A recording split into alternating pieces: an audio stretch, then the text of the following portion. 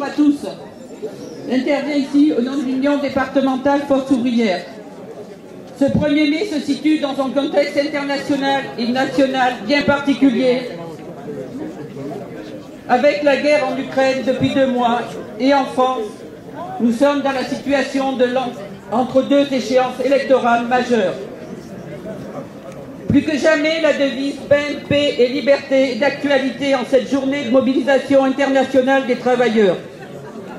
L'aspiration des peuples, c'est la paix partout où la guerre sévit et où il n'y a pas que l'Ukraine, il y a également d'autres pays, et je ne citerai pas tous, l'Irak, la Libye, la Syrie, le Yémen, l'Éthiopie et bien d'autres. Nous réaffirmons notre opposition à toute forme de guerre dont on ne peut que constater que c'est toujours les travailleurs et les populations qui en paient le prix. En effet, quelle que soit la couleur des avions et des chars, ils tirent sur des populations innocentes et des enfants sans distinguo. Nous demandons le respect du droit d'asile pour ceux qui sont contraints à l'exil, pour les Ukrainiens et toutes les victimes de la guerre. Nous saluons ceux qui, en Russie, manifestent avec courage, bravant les arrestations pour qu'il soit mis fin à la guerre. Comme eux, nous exigeons le retrait des troupes russes d'Ukraine, les sanctions économiques contre la Russie décidées par Biden et l'Union européenne sous présidence Macron font des travailleurs russes les premiers touchés. Ces sanctions se répercutent également sur la classe ouvrière d'Europe et même du monde. L'escalade guerrière, avec une augmentation des budgets militaires de tous les pays européens membres de l'OTAN à hauteur de 2% du PIB, va servir de prétexte pour continuer le démantèlement des services publics, hôpitaux, écoles, et a déjà un impact important sur le coût de la vie qui ne cesse d'augmenter. Hausse de l'énergie et des produits alimentaires que nous pouvons constater quotidiennement. Dans ce contexte, nous réaffirmons qu'aucune union nationale, aucun diagnostic partagé n'est compatible avec ceux qui piétinent les libertés et les conquêtes sociales pour faire baisser le coût du travail et accroître les richesses d'une minorité. Nous disons que ce n'est pas aux salariés de payer la crise et la facture, alors que l'inflation galope, 4,8%, que les salaires sont bloqués et que les salariés sont de plus en plus la cible d'attaques multiples que vous connaissez et que nous n'allons pas énumérer ici, tant la liste est longue. Nous réaffirmons notre attachement aux valeurs républicaines, à la solidarité ouvrière, au refus du racisme, de l'antisémitisme, de la xénophobie qui font de l'étranger le bouc émissaire, faute d'apporter des réponses de justice sur le terrain économique et social.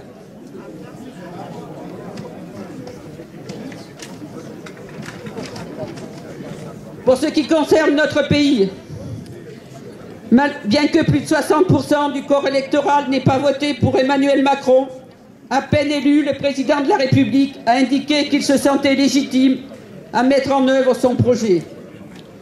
Son projet, nous ne le connaissons que trop bien.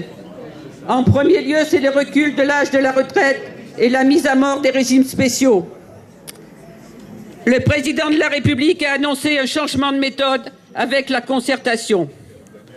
Interrogé sur ce sujet, Yves Verrier, secrétaire général de la Confédération Force ouvrière, a réagi sur BFM Business.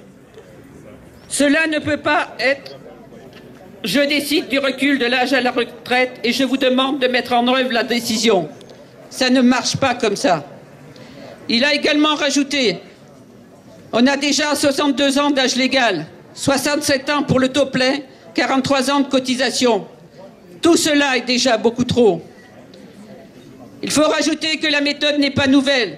Nous avons connu dans le précédent quinquennat la concertation sur les ordonnances travail avec la mise en pièces du Code du travail. Puis le grand débat à la suite du mouvement des Gilets jaunes qui n'a amené à rien d'autre qu'à une poursuite de la remise en cause des services publics et du pouvoir d'achat, suivi de la réforme des retraites avortée du fait de notre mobilisation. Tout cela sous fond de répression accrue et de mesures liberticides. Et pour clarifier la volonté de parvenir coûte que coûte aux objectifs fixés, un des piliers du gouvernement, Bruno Le Maire, a lâché qu'il n'excluait pas un recours au 49.3 sur les retraites si nécessaire. Les masques tombent. La concertation, ce n'est pas la libre négociation.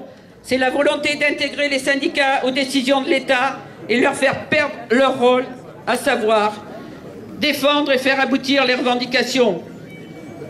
C'est pour cela que le 1er mai 2022 est important. Il s'agit de la première manifestation syndicale après l'élection présidentielle. Dans notre département, comme dans beaucoup d'autres, la question du refus de l'âge de départ à la retraite, comme celle de la défense de tous les régimes existants, sera au centre du cahier de revendication, tout comme l'exige l'augmentation des salaires, l'exigence de l'augmentation des salaires, des retraites, des pensions et allocations face à la flambée des prix. L'appel de notre intersyndicale était là-dessus. C'est un premier avertissement indiquant notre disponibilité à combattre pour défendre toutes nos revendications, toutes nos conquêtes sociales.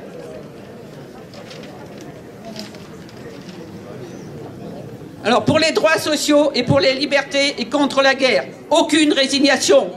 Le combat continue et va s'intensifier pour la défense de nos revendications. Et là, je vais les citer parce que c'est quand même mieux quand on le dit. Augmentation générale des salaires, des retraites et des minima sociaux, ainsi que la détermination à défendre l'ensemble de nos conquêtes sociales. Contre tout recul de l'âge légal de départ à la retraite, maintien des 42 régimes existants pour le retour de la retraite à 60 ans, pour le maintien de tous les emplois des services publics et leur reconquête, contre les licenciements, contre la précarité et le travail partiel imposé, contre toute remise en cause de la protection sociale collective basée sur le salaire différé, la remise en cause des statuts et des conventions collectives et du Code du travail, pour le rétablissement de toutes les libertés, fin de l'état d'urgence qui est quand même toujours en vigueur, ni passe vaccinal, ni passe sanitaire, réintégration immédiate de tous les personnels suspendus avec versement rétroactif des traitements. Pour le droit à la santé, arrêt des fermetures de lits, ouverture des services et recrutement des personnels nécessaires. Pour le droit à l'éducation, retrait des contre-réformes du baccalauréat et de Parcoursup. Création de postes d'enseignants, d'accompagnants, d'élèves handicapés et d'assistants d'éducation sous statut. Arrêt des fermetures de classes et de postes. Aucune résignation, mes camarades. Le combat continue et va s'intensifier pour la défense de nos revendications. Nous envoyons ce message au président de la République qui, quand même, apparaît de plus en plus comme un colosse au pied d'argile. Nous lui envoyons le message à savoir que nous n'accepterons pas en 2022 ce que nous avons refusé en 2029. Alors mes camarades, l'heure est au combat et nous allons, je pense, nous retrouver dans les semaines qui viennent pour refuser ce que Macron a prévu. Et vive le 1er mai, vive la journée internationale de solidarité. Bonjour à toutes et à tous, merci d'être si nombreux. Alors, la CGT intérim exige des NAO au niveau de la branche et des entreprises du travail temporaire pour les salariés intérimaires. Les patrons de l'intérim sont les rois de l'esquive. Lorsqu'il s'agit des négociations annuelles obligatoires, chaque année, ce que soit au niveau de la branche ou dans les entreprises de travail temporaire, le discours est le même. Le patronat exclu du champ des négociations des salariés intérimaires, soit 90% du personnel, au prétexte qu'ils bénéficient déjà des avancées sociales négociées dans les NAO, les entreprises utilisatrices. Pour cette article, les entreprises intérim échappent à leurs responsabilités sociales et bafouent leurs obligations légales. 2,5 millions de salariés intérimaires privés de NAO. Dénonçant avec force cette inégalité de traitement dont sont victimes 2,5 millions de salariés intérimaires, dont 50 000 en CDI, la CGT Intérim est déterminée à les intégrer dans les champs des NAO, afin qu'ils puissent être abordés au nouveau point passé sous silence par les modalités d'un dialogue social déloyal imposé par le patronat. Dans ces NAO doivent être abordés au moins tous les 4 ans les thèmes relevant de l'ordre public, rémunération et égalité professionnelle, gestion des emplois et des parcours professionnels. Cela permettrait de fixer les objectifs du plan de formation et compétences, qualifications à acquérir. Pour les salariés intérimaires bénéficiant enfin d'un déroulement de carrière prenant en compte leur ancienneté et leur qualification. Les exigences de la CGT sont d'autant plus évidentes pour les salariés intérimaires en CD2I, c'est-à-dire ces salariés intérimaires qui sont rattachés à l'agence au contrat à durée indéterminée. Voilà, on va préciser. Qui ont signé, rappelons-le, un CDI de plein droit, l'inégalité de traitement résultant de leur éviction du champ des NAO est scandaleuse, ayant vocation à faire leur carrière dans l'entreprise de travail temporaire. Ils doivent être considérés comme des salariés permanents, à part entière, et pas seulement au moment des NAO. Enfin, le principal argument du patronat de l'intérim qui renvoie les intérimaires au NAO, les entreprises utilisatrices dans lesquelles ils sont en mission, viennent de la malhonnêteté intellectuelle. Si la CGT est attachée au principe d'égalité de traitement, elle constate quotidiennement que celui-ci est dévoyé et bien souvent remis en cause par les accords des entreprises utilisatrices, comme l'attribution de primes sous condition de présence dans l'entreprise ou soumise à une périodicité impossible de réaliser avec les intérimaires en contrat court.